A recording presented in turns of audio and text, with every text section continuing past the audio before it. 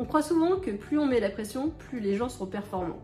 C'est une erreur classique en management. Et pourtant, dès 1908, 2 chercheurs ont démontré que notre motivation suivait une courbe en cloche.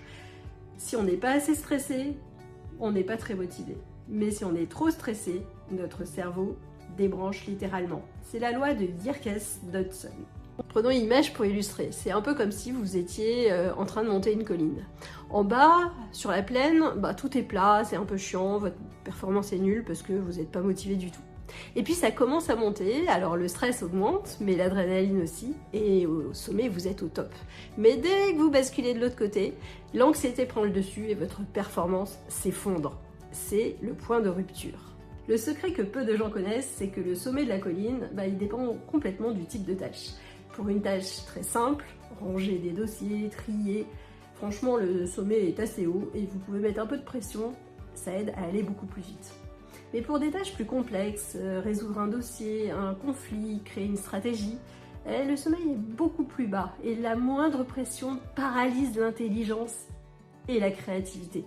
Si vous demandez à votre équipe de résoudre un problème critique en leur criant dessus « c'est pour dans 5 minutes !» leur cerveau bascule en mode survie, ne réfléchit plus, il panique. Votre job en tant que leader, c'est de protéger leur espace mental pour qu'ils restent en haut de la courbe, là où le stress est stimulant et pas paralysant. Mon conseil, avant de mettre la pression, demandez-vous si la tâche c'est une tâche de routine ou une tâche de réflexion.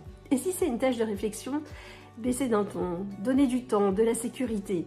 Et pour les collaborateurs et les collaboratrices qui stressent beaucoup, décomposez la montagne en petites tâches simples.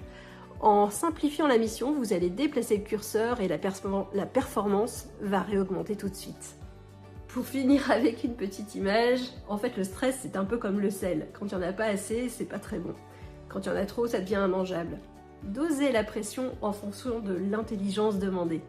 Et je suis Valérie, votre fournisseuse officielle d'énergie pour changer le monde. On vient officiellement de passer le cap du mois. Ça fait 1 mois tout pile que je publie une vidéo par jour sur YouTube.